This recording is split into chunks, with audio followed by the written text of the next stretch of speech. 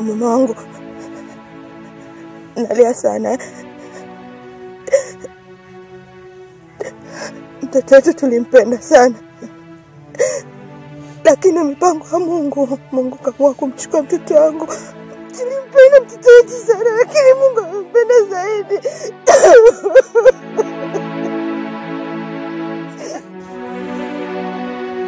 Kama mipango ya Mungu basi sawa,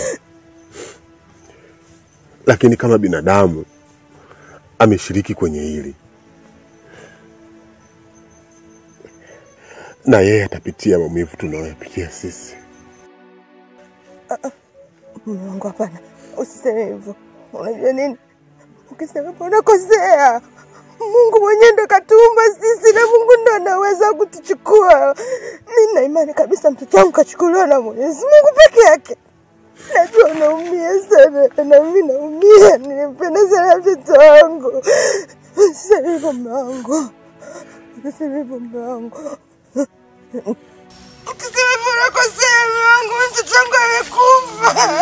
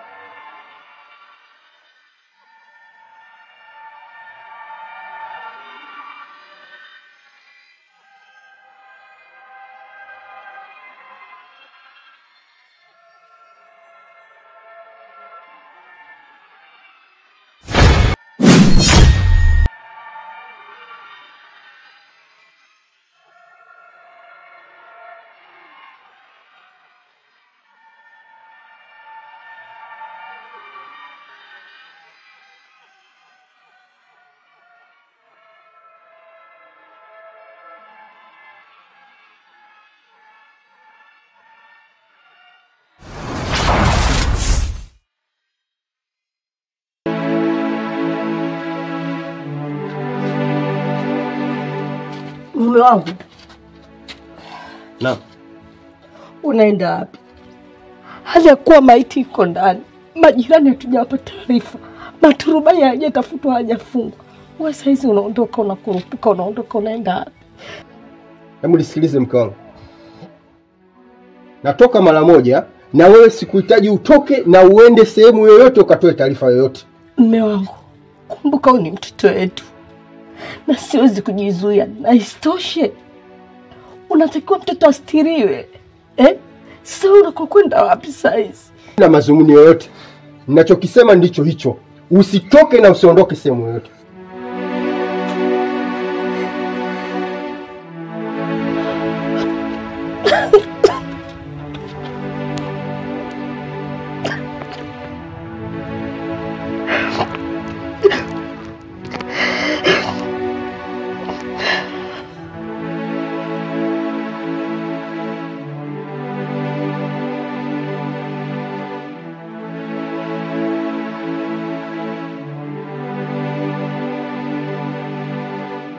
Odi.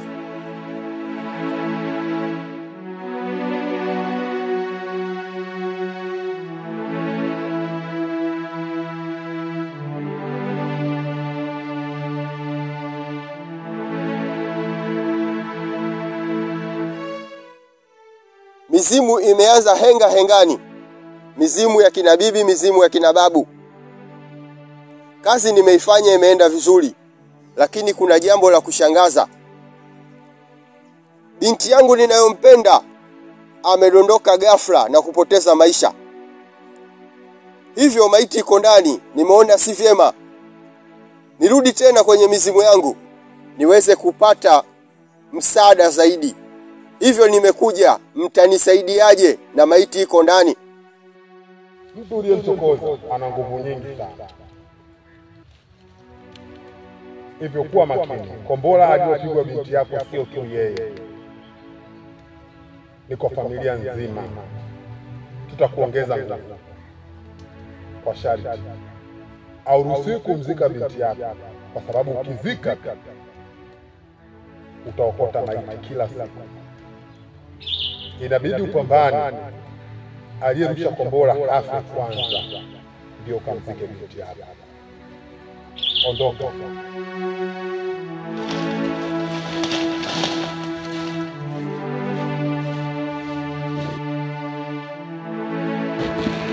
Baby, mimi nilikuwa natarajia hivi ulivyorudi ndoa itapita kwa haraka. Ni sawa, ila wewe mwenyewe unajionea dhahiri kabisa kuhusu kakaangu na babako mzazi, na pia mimi kakaangu aniungi mkono kabisa kwenye swala hili. Baby, tuoane tu kivyovyote. Sawa, ipo namna ya kufanya. Namna gani? Hata kama wakikataa, lazima tutatafuta masharti, tutafanya ndoa kimya kimya, imradi sisi tuondoke zetu. Mpenzi wangu, itakuwa na baraka kweli?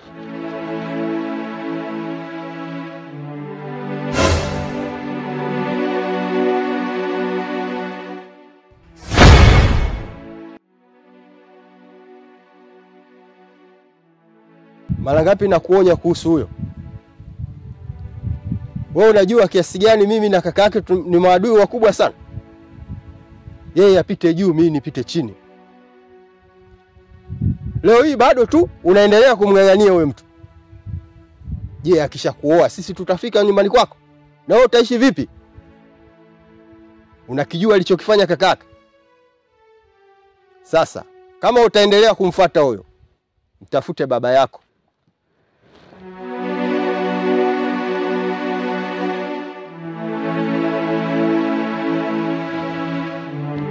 Baba,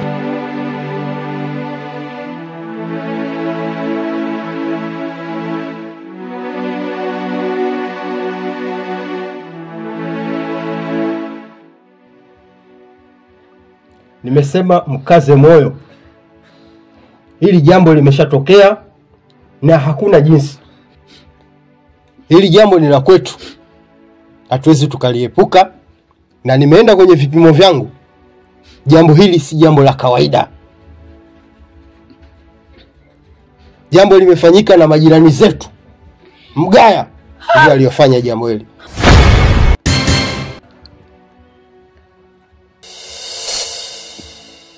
Mume wangu, Mgaya anahusiana na nini na kifo cha mwanangu? Akati kila mtu anafahamu kama binti yangu amepigwa na radi, na unatangaza kama Mgaya ndo amemuua binti yangu. Hivi una madhumuni gani na maiti ya binti yako? Mimi siamini. Ninachoomba mume wangu kitu hiki kimoja, binti yangu azikwe tu, sina lingine.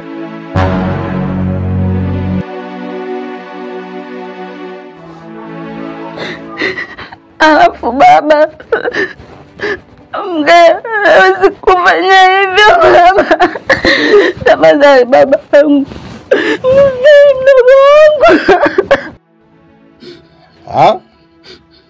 Unamtetea Mgaya hawezi kufanya. Sasa ndio aliofanya hili. Umeelewa? Nasema hivi, hazikwi mtu.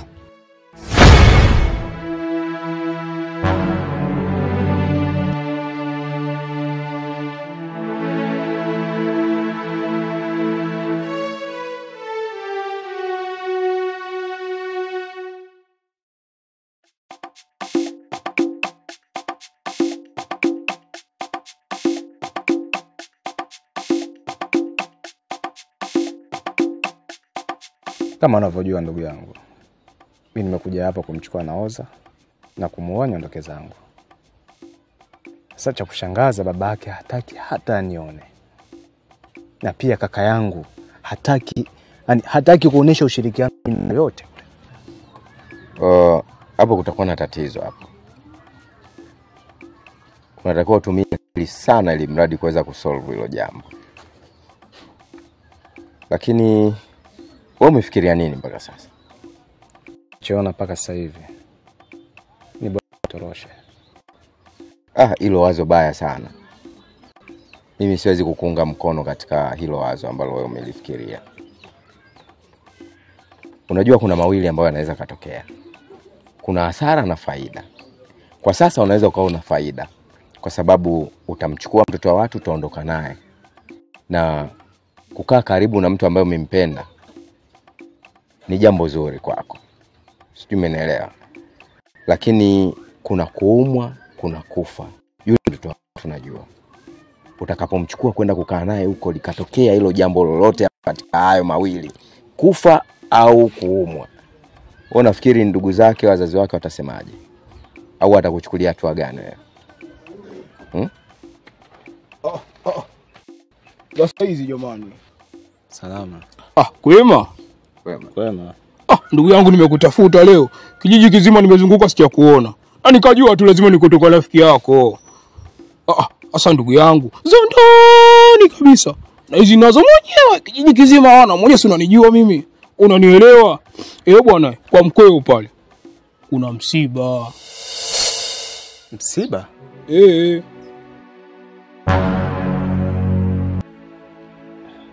Na ukitaka kujua mengi zaidi ndugu yangu, enda mwenyewe tu pale. Utapata habari zote. Ndugu yangu mimi nahisi nimemaliza. Yangu hayo tu.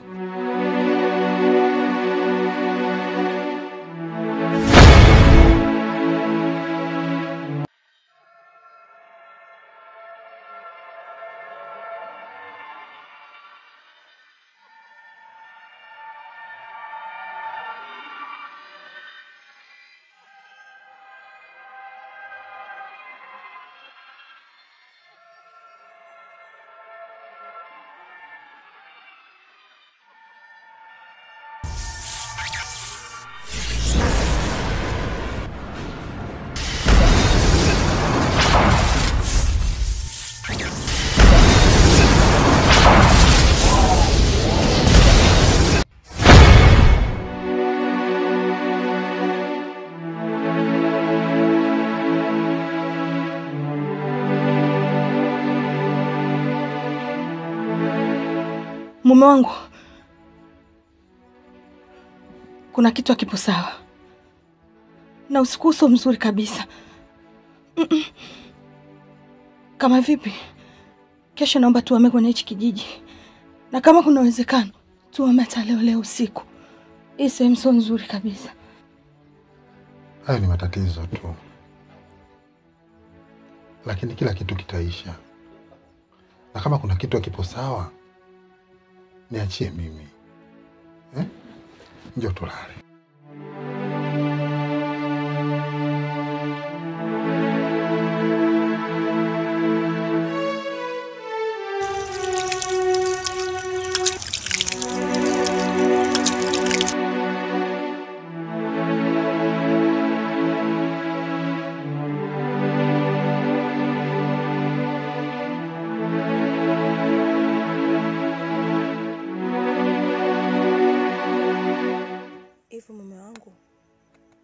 Una uhakika na hili tunalolifanya? Uhakika ni mpaka pale tutakapojihakikishia.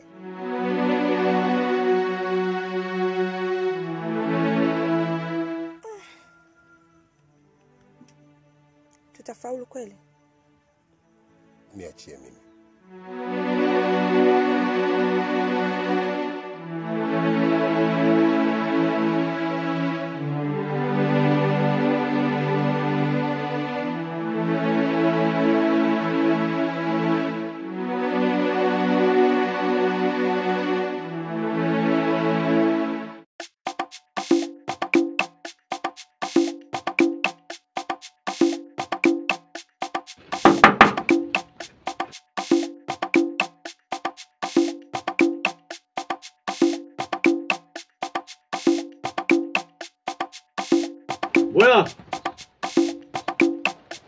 Oya.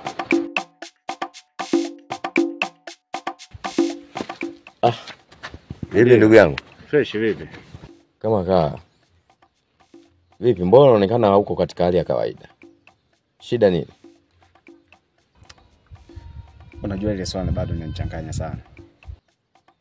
Swala lipi tena? Lile au kuna lingine? Ile la msiba. Maana kila mtu anasema la kwake. Wengine kuna msiba, wengine hakuna msiba. Sasa hilo swala linanichanganya sana mimi. Inaninyima uhuru wa kukaa na mpenzi wangu. Ni kweli. Kawaida kwa binadamu yote akikutana na tatizo kama hilo lazima awe hayuko sawa. Kwa hiyo wewe umefikiria nini mpaka sasa? Mimi nachokiona kwa sasa hivi ni bora niende moja kwa moja kwa mzee Mnola. Nikahakikisha kwa macho yangu, je, kuna msiba au hakuna msiba? Kuwa na msimamo ni kitu kizuri sana. Lakini sio wazo baya wala sio wazo zuri. Liko katikati tu. Lakini kwa sababu tayari umeshafanya maamuzi hayo, hata mimi nitakusupport. Kesho utakapofika huo muda kutaka kwenda, basi wewe pita hapa ili mimi na wewe tuongozane. Sawa, nashukuru sana kaka. Sababu ni jambo ambalo linahitaji hekima na busara pia. Ni kweli kaka. Basi sawa, ila jaribu kuwa kawaida. Yaani ondoa mawazo. Kama umeshapata maamuzi na mawazo mazuri, basi utaki kuweka kama mawazo sana, unaweza ukaja ukaamua tena maamuzi mengine tofauti. Sawa, nimekuelewa. Poa, karibu. Asante.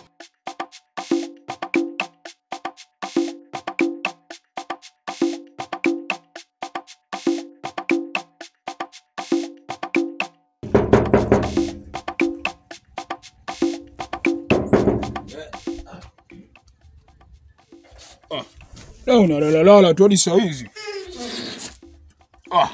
Pombe hizo ndugu yangu.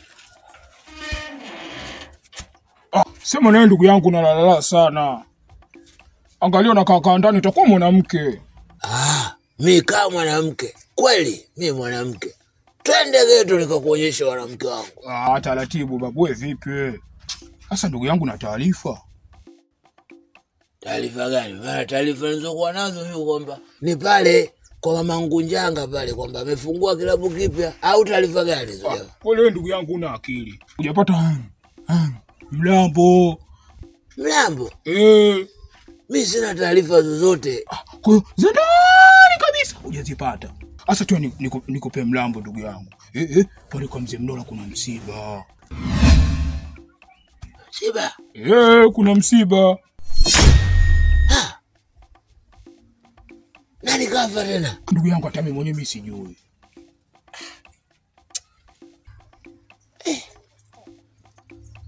Ila mimi nakuamini. Wewe hujawahi kuongea taarifa za uongo. Wewe taarifa zako zote zimethibitishwa na TBS. Mimi sinajua. Mzee ndani kabisa. Na kijijini kote unanijua. Yaani kile taarifa waga mimi sikoseagi. Kweli? Oh my. Sema ndugu yangu nawe uache kulala kizembe na milambo itakupita ndugu yangu. Nipo kwenye mchakato. Oh my. Sema Kicheko. Yaani ukija hivi uvaa kwenye jumba ya watu asubuhi, sura yako inatisha baba. Unaweza ukaua mtu. Alo bwana, siku nyingine mimi nitakuwa sikupi. Basi, wewe handsome. Sura ya baba, shepu ya mama, fresh. Sura ya baba, shepu ya baba. Taridi. Angalia nisijeka kulamba wewe tu.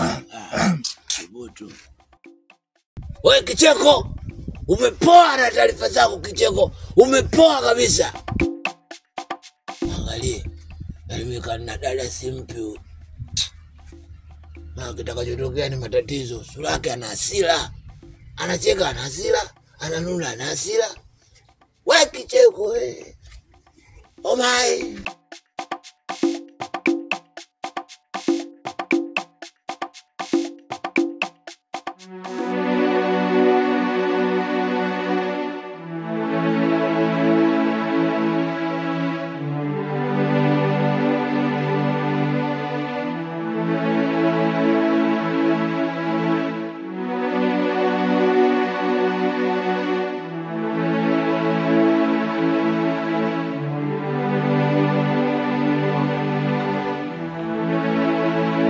Halo kaka.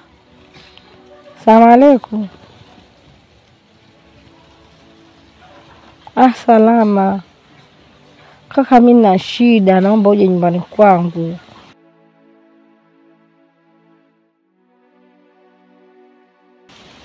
Mambo mengine kakaangu yaongeleki kwenye simu. Wewe naomba uje nyumbani kwangu. Tusiwezi kuongea kwenye simu. Ingekuwa naweza kuongeleka kwenye simu ningeongea. Njoo nyumbani kwangu, niko chini ya miguu yako kakaangu. Tatizo mume wangu kaka. Nakuomba wewe njoo, yani nakuomba jitahidi kakaangu, njoo nyumbani kwangu, na shida mwenzio.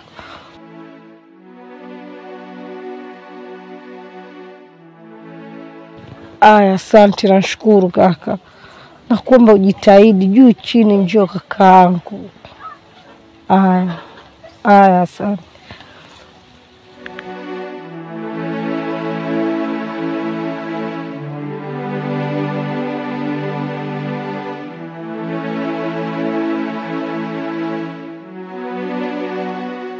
Shikamoo mama. Marhaba mama. Kwema mama. Kwema baba.